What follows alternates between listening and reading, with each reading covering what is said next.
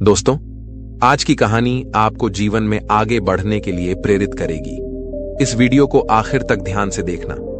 एक गांव के पास एक बहुत सुंदर पहाड़ था। उस सुंदर पहाड़ पर एक मंदिर था।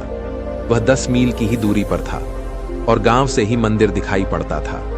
दूर दूर के लोग उस मंदिर के दर्शन करने आते और उस पहाड़ को देखने जाते। उस गांव में एक युवक था।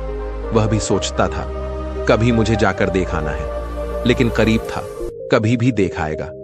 लेकिन एक दिन उसने तय ही कर लिया कि मैं कब तक रुका रहूंगा, आज रात मुझे उठकर चले जाना है। सुबह से धूप बढ़ जाती थी, इसीलिए वह 2 बजे रात उठा। उसने लालटेन जलाई और गांव के बाहर आया। घनी अंधेरी रात थी। वह बहुत डर गया। उसने सोचा, छोटी सी लालटेन है, 2-3 कदम तक प्रकाश पड़ता है और 10 मील का फासला है। इतना 10 मील का अंधेरा इतनी छोटी सी लालटेन से कैसे कटेगा? इतना है अंधेरा, इतना विराट, इतनी छोटी सी है लालटेन, इससे क्या होगा? इससे 10 मील पार नहीं किए जा सकते। सूरज की राह देखनी चाहिए, तभी ठीक होगा। वह वहीं गांव के बाहर बैठ गया।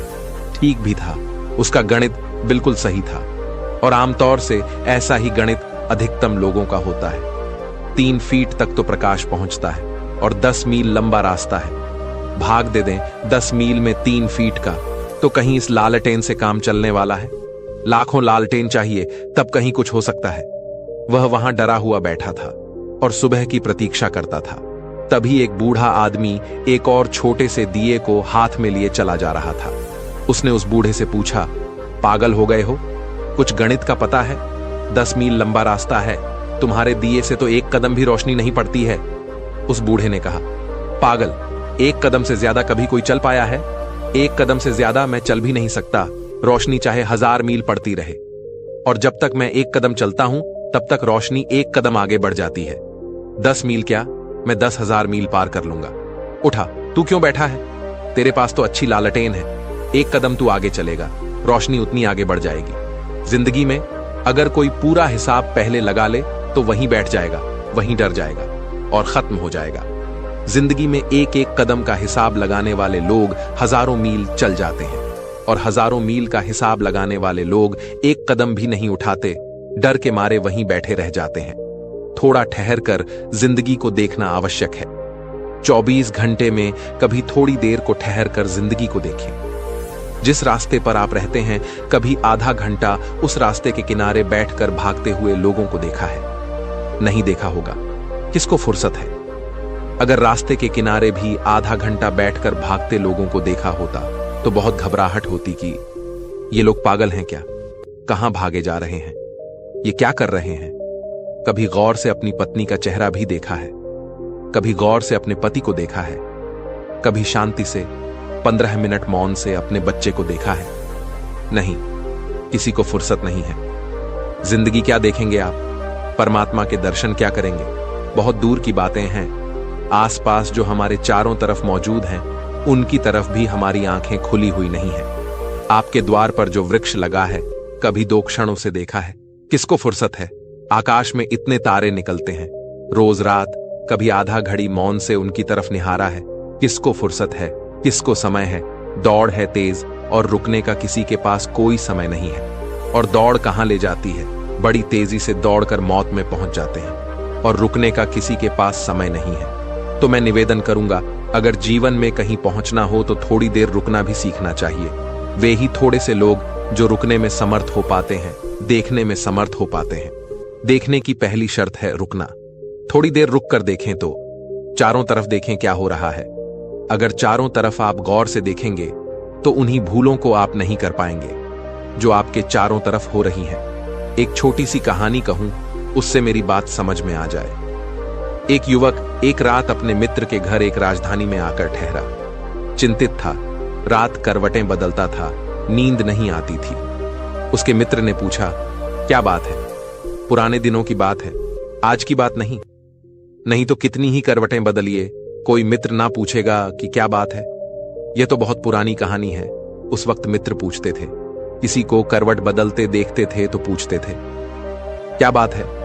अब तो कोई मित्र नहीं पूछता। आप करवट बदलिए तो वह और गहरी नींद में सो जाता है। लेकिन पुरानी कहानी है, इसलिए मैंने उसको बदला नहीं, वैसे ही रहने दिया। वह करवट बदलता था तो उसके मित्र ने पूछा, क्या बात है? नींद नहीं आती? कोई पीड़ा, कोई बेचैनी? उस युवक ने कहा, बहुत मन में बेचैनी है। जिस गुरुकुल में मैं पढ़ता था 10 वर्ष वहां रहा।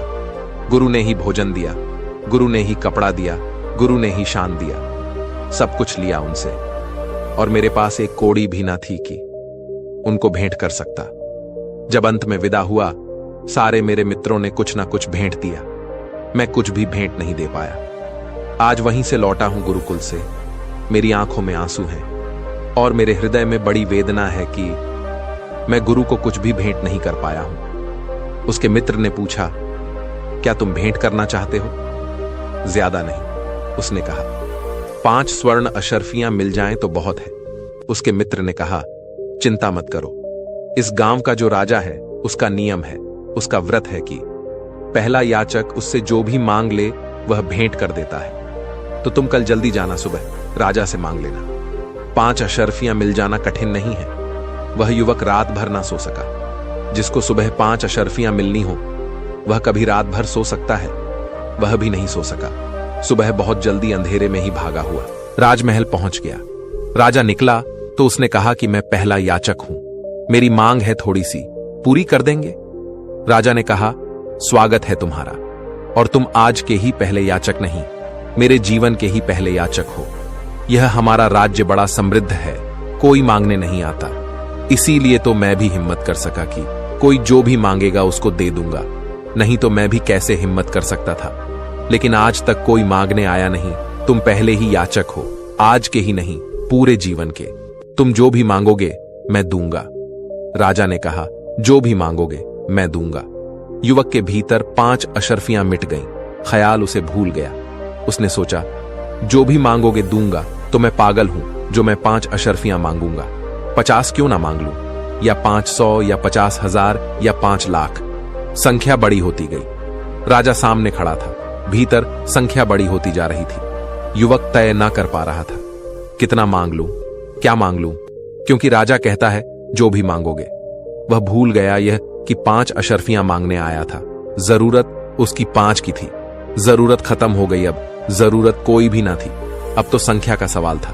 राजा ने कहा, तुम चिंतित मालूम पड़ते हो, विचार नहीं कर पा रहे हो, तुम सोच लो ठीक से।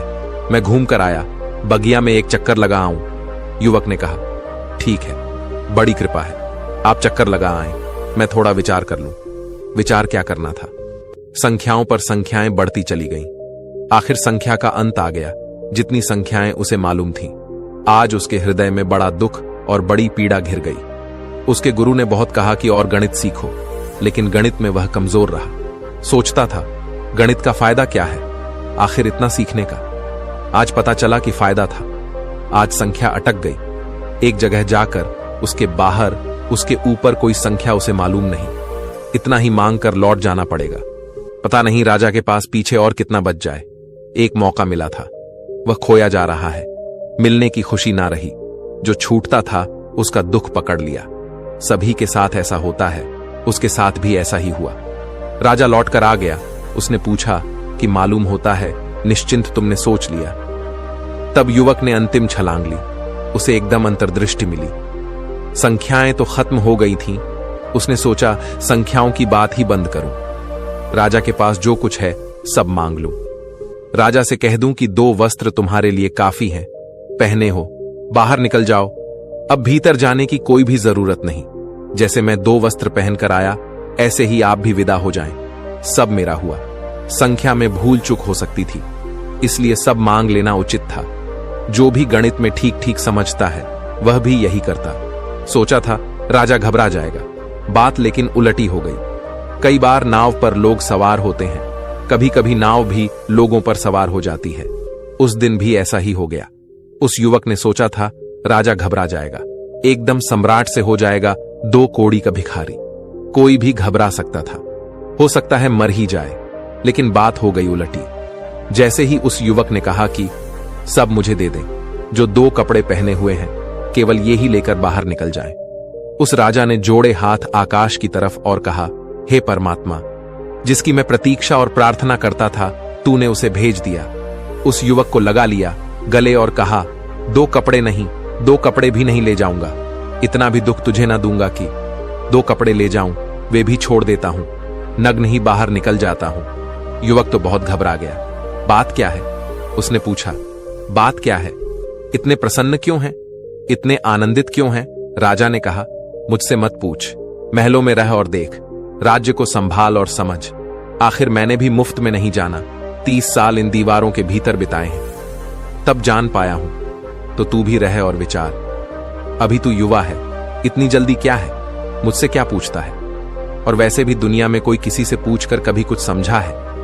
कोई भी नहीं समझ पाता। तू रुक और ठहर, और मैं जाता हूं। ये कपड़े भी संभाल। वह युवक बोला, ठहरें, एक क्षण ठहरें, मैं अनुभवी नहीं हूं, एक मौका मुझे सोचने का और दें। राजा ने कहा कि नहीं, जो सोचता है वह मुश्किल में पड़ जाता है। इसीलिए तो दुनिया में कोई सोचता नहीं, हर आदमी बिना ही सोचे चला जाता है। तू भी मत सोच। सोचने वाले मुश्किल में पड़ जाते हैं। सोचने वालों के सामने जीवन एक समस्या बन जाता है। सोचने वालों के लिए जीवन एक साधना बन जाता है। सोच मत, अभी जिंदगी पड़ी है, खूब सोच लेना बाद में। पहले तू भीतर जा, मैं बाहर जाऊं। जितना राजा ने आग्रह किया कि तू संभाल, उतना ही युवक ढीला होता गया। उस युवक के हाथ पैर ढीले हो गए। उसने कहा, माफ करें, एक मौका मुझे दें। मैं ना समझ हूं और आप मेरे पिता की उम्र के हैं, मुझ पर इतनी कृपा करें। एक बगिया का चक्कर और लगा आए, मैं एक दफा और सोच लूं। राजा ने कहा कि देख, बगिया का चक्कर तो मैं लगा आऊंगा, लेकिन तू यहां मुझे वापस मिलेगा, इसमें संदेह है। और यही हुआ। राजा चक्कर लगाकर लौटा। वह युवक वहां नहीं था, वह भाग गया था। वह 5 अशर्फियां भी छोड़ गया जो कि उसे लेनी थी। क्यों? क्या हो गया? उस युवक के पास देखने वाली आंखें थीं, वह देख पाया। इसको मैं देखना कहता हूं। जिंदगी में ऐसी आंख जिसके पास है, वही आदमी धार्मिक हो सकता है। देखने वाली आंख। आंखें तो हम सबके पास हैं, हम उनसे कभी देखने का काम ही नहीं लेते। जिंदगी भी चारों तरफ मौजूद है, सब कुछ मौजूद है, हम आंखों का काम ही नहीं लेते। आंख खोलें और थोड़ा देखें। जिंदगी में वे सारे इशारे हैं जो निरंतर दोहराई गई भूलों से किसी भी आदमी को जगा देने में समर्थ है। कोई शास्त्र नहीं कर सकता जो, कोई गुरु नहीं कर सकता जो जिंदगी वह कर सकती है, लेकिन खुली हुई आंख चाहिए। कौन खोलेगा यह आंख? कोई दूसरा आपकी आंख खोल सकता है? नहीं, आंखें आपके पास हैं, आज से ही खोलकर देखें। जिंदगी को चारों तरफ छोटी छोटी घटनाओं को देखें, और सिर्फ ऐसे देखने भर से ही आप देखेंगे कि आपका जीवन बदल रहा है। दोस्तों, आशा है आपको आज की कहानी से कुछ सीखने को मिला होगा। इस वीडियो को जरूर शेयर करें, और ऐसी ही ज्ञान की और वीडियोस देखने के लिए हमारे चैनल अनुभव इंस्पायर्ड को जरूर सब्सक्राइब करें। हमेशा खुश रहिए।